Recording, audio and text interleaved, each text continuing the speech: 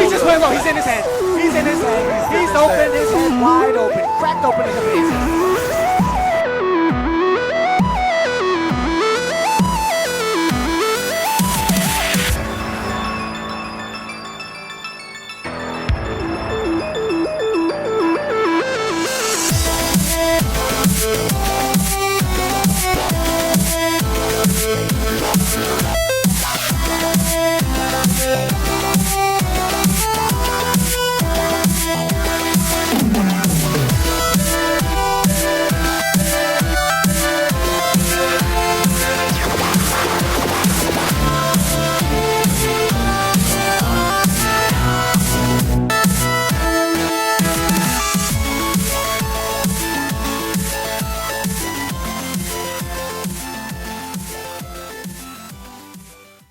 Hey, what's going on, guys? It's my man Tez100 back again with another episode of How's My Team.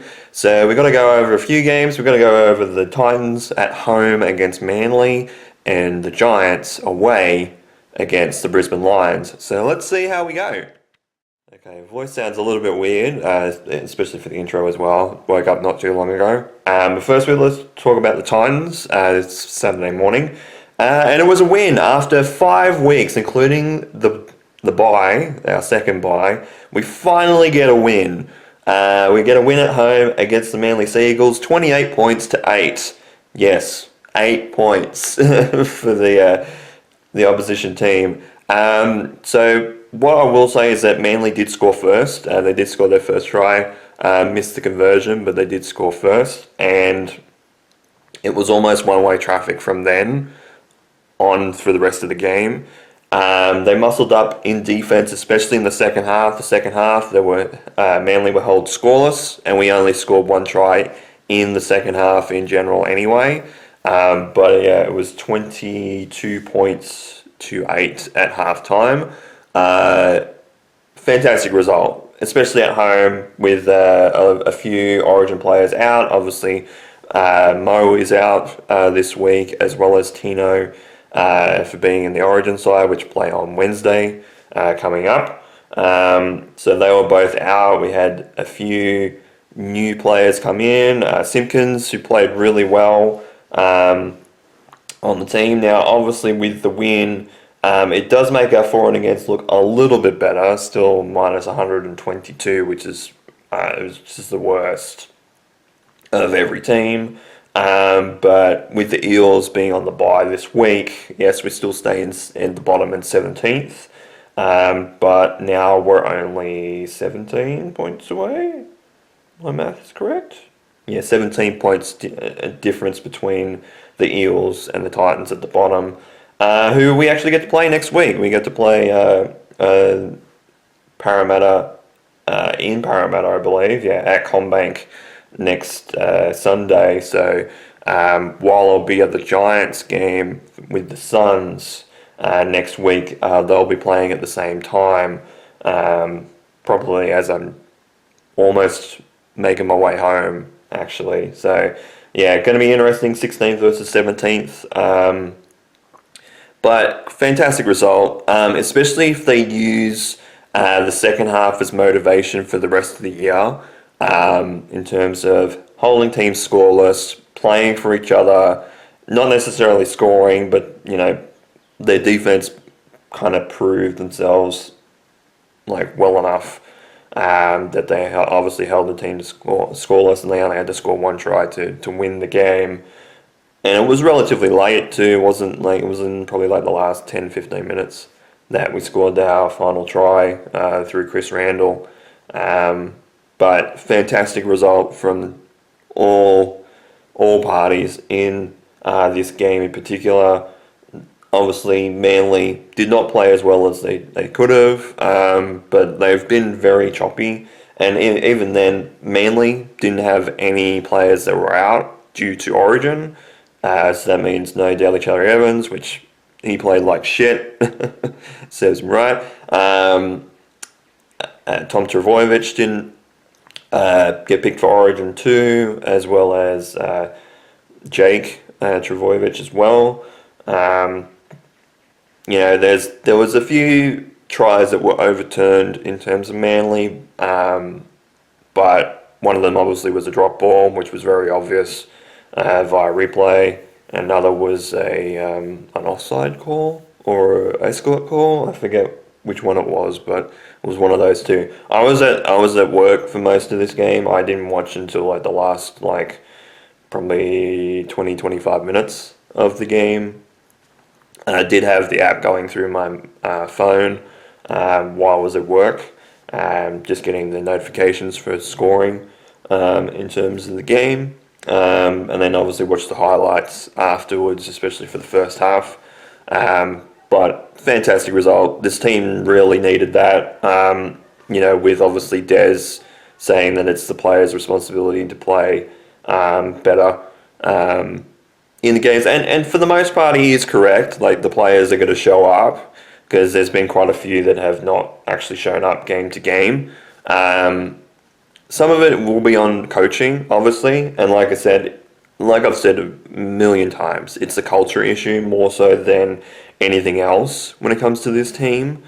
But if they can play like they did in the second half, for a majority of the game, in terms of effort-wise, I mean, not necessarily holding teams to no points, but being there for each other, defending well, even in scrambles. And muscling up when the going gets tough, especially in that last 20 minutes or so, where your energy might be depleted, but you're still holding them out. I think that's something that you can build on for the rest of the season, and if not, in future seasons as well. Especially with some of the obviously some of the debutants as well in this game. I think that ultimately they played well and were in a really good mix in terms of with the veteran players as well. They felt like they were supposed to be there, like they were picked well. I think there was only one player that played less than 10 minutes, and that was Jacob Alec. I always forget how to say his last name, because it's a combined name. But he only had 4 minutes on the paddock. But most people had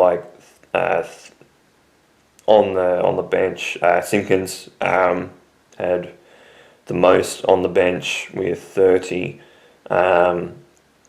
And then Paxton was the other debutant, and he had 16 minutes on the field. So, 17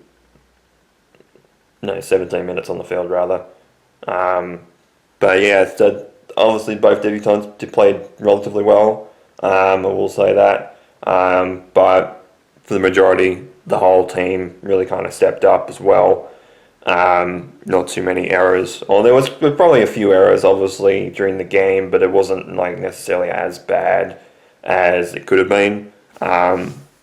But wins win, and especially a 20-point win, because especially when our percentage for and against is so bad, any form of win, like a big win, is great. And it's obviously the second highest total of points that we've actually scored this year. In that the only one that eclipses it is the 30 points to 12 against the Roosters in round 4. And then followed behind our win tonight was obviously the win at round 3, which was 26 points to 6. So it was a 20-point win then, 20-point win last night as well. But then we go down to Sydney on Sunday, on the late game on Sunday, to play the Eels. So we'll see what happens at CommBank. Hopefully we can get back-to-back wins before heading back home against the Cowboys the week after, for the 4 o'clock, the 4 o'clock afternoon game on the Sunday. So, so we got 9-day break at this point, after Origin, as well. So Tino and Mo coming back into the side. Mitchell Moses is out with a calf injury. So there is a possibility that we could win against Parramatta. It's going to be very difficult, obviously, still, because they're yes, they're in 16th, but they're still playing relatively well. They've won against a couple of good sides this year and have been really close in some other games as well during the, especially after Mitchell Moses coming back. So with him being out, it's a big out. So we'll see how they shape up because they have some decent recruits on their hands as well.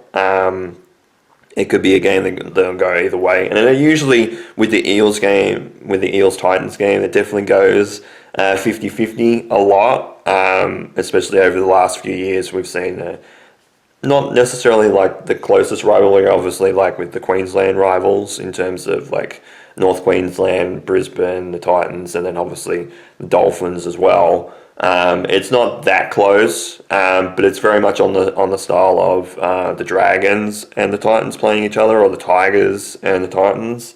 Them playing a lot, especially at least once a year, if not twice a year, in terms of rivalries like that, because we've been in some close games over the years. So let's hope it'll be another win, second win on the trot, which we haven't done. We've only done once this year, which was obviously round 3 and round 4. But hopefully we can do that and then head back to back home against the Cowboys. But yeah, 28 points to 8 over the Manly Sea Eagles at home. Fantastic result. And now it's Sunday morning, so you know what that means. The Giants did play yesterday.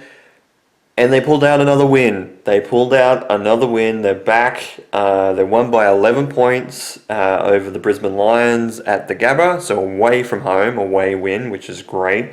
17 goals, 5 to the Giants. 13 goals and 18 behinds for the Brisbane Lions.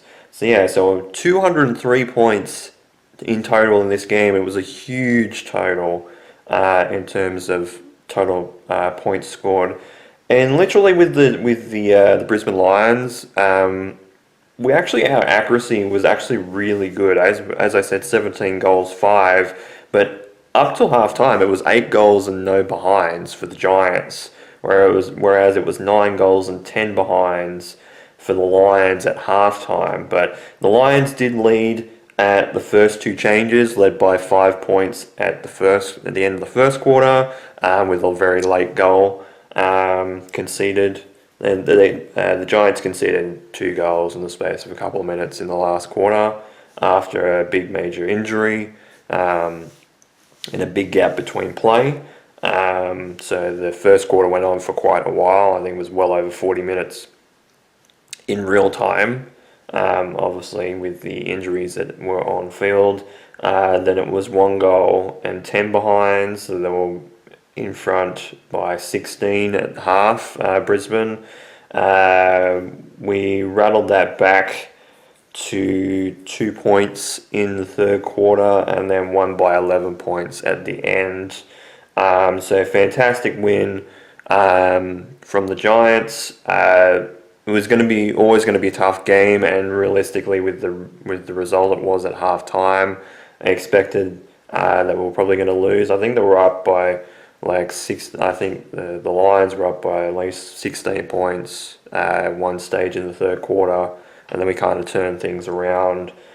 We did have a hefty lead at the end of the game towards like the last 10 minutes.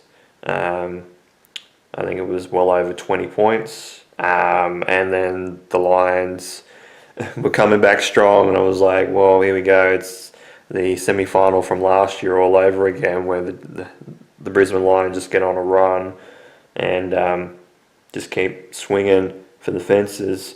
But yeah, they were chaining a lot from the back half. The stats in the commentary on the app saying the Giants were unstoppable when scoring out of their back half, scoring 11 goals, 2 behinds from defensive half chains, their most in a game since round 1 of last year. So that was one of the things, was that obviously with the Port Adelaide game, we didn't actually chain at all from the back half as like the orange tsunami as it's dubbed. Usually what that means is it'll be coming from the ball be coming from the back half, whether it's gone through for a behind and like a minor score for the other team and then moving from coast to coast, or whether it's coming from the defensive 50 just in general from an intercept or whatever. Moving the ball from the back half into the forward half, into the opposition 50-metre zone and kicking goals that way. We didn't do that at all against Port Adelaide. They shut that down really, really well because we didn't get a goal from doing that at all last game.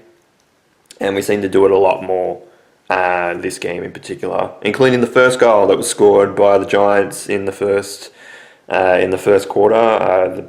The Lions scored 2 quick behinds in the first couple of minutes, and then they just got the first goal and chained it from the back half. So we started off a bit strong in terms of even starting with the first goal being a chain, and that's something that the Giants are really, really good at. Really good at moving it from their defensive 50 into the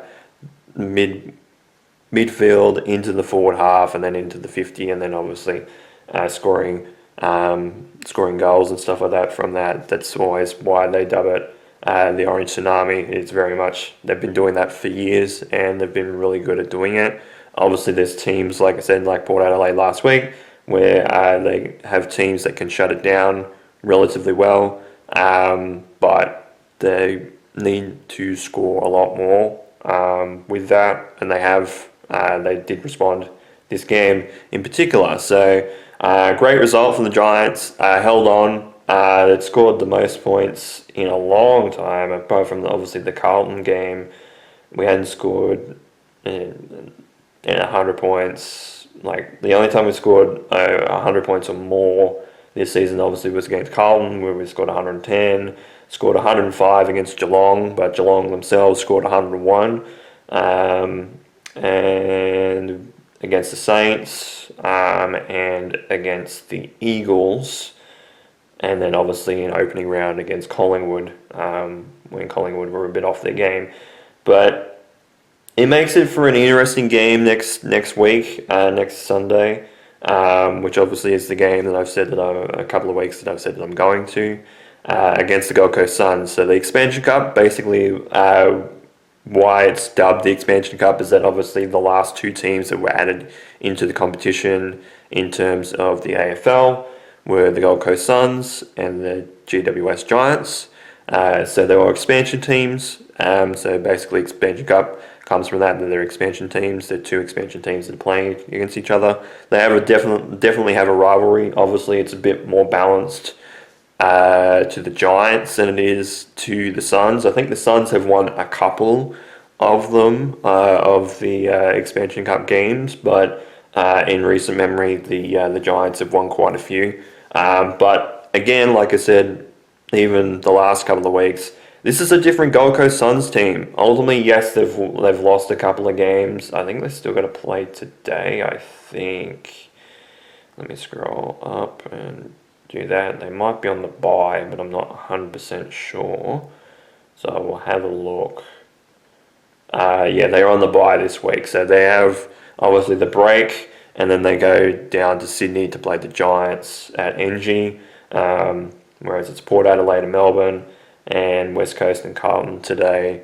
So going to be interesting because it's 6th versus 7th on the ladder. So we didn't actually move from where we were in terms of position. Obviously, with the Western Bulldogs winning and then Fremantle winning in the late game last night, it just kind of shook things around a little bit. So obviously, Gold Coast are in front of us. They got the same amount of points, but they got a game in hand, obviously towards the end of the season, that they haven't got points on. So they're on the same amount of points. Obviously, their percentage is still quite high. It's 123.2, and the Giants is 107.6. Obviously, didn't get that much percentage in terms of the win this game. If we won by more points and like the margin that it was about 5-10 minutes to go was the winning margin, we probably would have had a little bit more percentage go on. But obviously, with the Western Bulldogs having the bye, couple of weeks ago and losing against the Hawks last week. They're down to 28 points still. So the Giants sit in 7th at the moment. The Gold Coast Suns are in 6th. Fremantle with their win yesterday. Close win against North Melbourne. I thought that North might have actually snuck in and won that game in particular, and they were very close to doing so. They were in front for a few times during the first half of that game in particular. I think Fremantle turned it on in the second half, and then towards the end of the game, North Melbourne, especially in that last quarter, kind of muscled their way back into the game, and Fremantle only won by 3 points. I think a goal. By 6 points at the end of it all.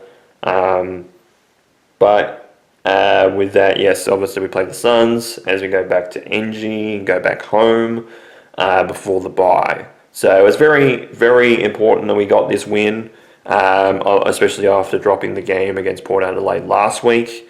I think we're slowly moving towards the bye, and we're kind of needing it right now. We're trying to get some troops back in the mix. Obviously, we had Toby Green out late during this game in particular. We got Finn Callahan actually come back late as well, so we kind of swapped around, and obviously Jesse Hogan ended up getting 6 goals in this game, and Aaron Cadman finally got some good metal on the ball and scored 5 himself, I think. So pretty well done from those 2 key forwards, especially Cadman, because he's been on and off all year. He has been a good player for the Giants, especially towards the start of the season this year, but especially last year, especially in the mid to late end of last season, he did relatively well, obviously mimicking around Jesse Hogan. We should be getting Jake Stringer back in the next few weeks, I would imagine, and possibly after the bye. I'm not 100% sure, but I'm sure he wouldn't be far away. Toby Green probably should be back, I'd imagine, if not this game coming against the Suns, which would be great, definitely after the bye, unless there's complications, obviously, with whatever was the issue this week. But we should get some troops back after the bye, which would be great for them. But yeah, an 11-point win over the reigning premiers and payback for last year's semi-final with the Giants going over the Brisbane Lions. And that'll be it for this episode of How's My Team, so we can go over some miscellaneous stuff, obviously with the Stanley Cup playoffs and the finals, if people are keeping up with that. It's 2 games apiece. It's tied at 2-2, so it goes to the last 3 games again, like it did last year, with obviously Florida winning at home in Florida in Game 3. Pretty convincingly, I think, in that game as well. And then obviously the Oilers coming back in Game 4 a couple of days later to win in overtime again, as they did in Game 1. So it goes back to Edmonton, I believe, tonight, I think, off the top of my head, and for Game 5. And hopefully it's Edmonton with the win, and they get the advantage going into Game 6, but who knows? At this point, it's gone back and forth. We'll probably possibly go back to Game 7 again, which I wouldn't be surprised if it does, because both these teams have been really, really good. Talk about cricket, which I know that some people probably won't know what the fuck that is, or really care, but Australia obviously were playing South Africa in the World Test Championships, and South Africa won their first major ICC cricket trophy for the first time in God knows how long, winning over Australia at Lords. I will say that Australia kind of fumbled a few things, especially the batting order, in terms of both innings in the test. There was a few shining lights. Obviously, Mitchell Starc scoring well over 50. Stephen Smith scoring 66, I believe, in his first innings total as well. Alex Carey doing relatively well and trying to keep the team afloat. Not scoring half centuries, obviously, in both innings, but putting a decent amount of time into both these innings in the first and second innings of the Australian batting lineup. But a lot of the batting lineup failed miserably, especially the top order. Once again, it's always seemed to be an issue in the last few years that the top order, since David Warner left the second time, obviously the first time was due to suspension, which was fair enough, in terms of finding the top order ranking and how they line up in terms of the side, and some players getting into the side and not playing well. There's definitely improvement that needs to be done. Obviously, they have a test series in the West Indies next month, so we'll see what happens with that, especially with Stephen Smith possibly being out with a compound, possibly a compound fracture, but I think it was just he did have a finger issue, and I wasn't sure. I'm not sure if it's a fracture in particular, or he's just he's done something with his finger. Obviously, he's been injured, but So congrats to obviously South Africa. Obviously, their first innings total was not great, but their batters did step up in the second half, in the second innings, and especially in their bowling lineup as well. So congrats to them. They deserve it, and I've even said it back even when the Cricket World Cup was in Australia and New Zealand, way back when they lost in the semi-final very close to New Zealand in a nail-biting finish. And some people will say that they choked their game, and they kind of did a little bit, but they put it all out on the line basically in that game, and they've been doing it for quite a number of years. They just haven't gone over the hump, but they finally have. They've finally got a trophy, and hopefully that leads to better things for their team, because ultimately their team has been in flux for quite a number of years now, and having a big major trophy to celebrate with in terms of some of the players that they have in that team, I think is good. I think it's good for teams like that. So with them, fantastic, and can't go wrong with that. But apart from that, I think that's really about it. Obviously, Cubs going decently well in the baseball. Obviously, I'm wanting the Oilers to win tonight in the Stanley Cup to be ahead. Obviously, talked about cricket, talked about the NRL, with obviously other teams getting absolutely smashed, like the Cowboys against the Dolphins. Dolphins scored over 50 points again. The game that played last night over the Cowboys. So statistically, that means that the Cowboys cannot win the comp as well. So that brings it down to 13 or 12 teams left. I think 12 teams. I think that's right, because it's obviously the Titans have had 50 scored against them. Yes, they have, because it was the Cowboys that did it. The Dolphins have done it a couple of times against other teams. So the Dragons, the Eels have done it a couple of times. What else? The Roosters in first round, and I'm missing one other team, but I think there's 5 that have had 50 scored against them. I can't remember which one it is. I'll work it out. But yeah, there's a few that have lost, that have had 50 plus total points scored against them by a team this year. So not great for the Cowboys, especially going into next week. And then obviously they play the Titans the week after. So hopefully they lose that game too. I'm hoping, as a Titans fan, that they lose that game as well. But who knows at this point. We'll see what happens, obviously, with the Titans next week against the Eels. If they can replicate their winning ways like they did against Manly. And then obviously the Giants doing well, and I will be going to the game on Sunday afternoon against the Suns. So we'll see how we go. I'll probably get a few photos, obviously as per usual, and hopefully it'll be another win. But that game will be a very interesting contest, to say the least. So with all that said, thank you guys so much for watching this episode of How's My Team. This has been Mario Mantas 100. You guys are great all night, and of course, take care. You notice I stuttered in the outro again.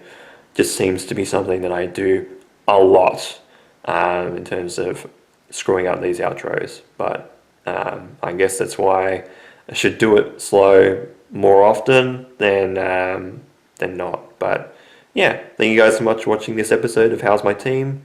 This has been Mario Mantas 100. You guys have a great day or night, and of course, take care.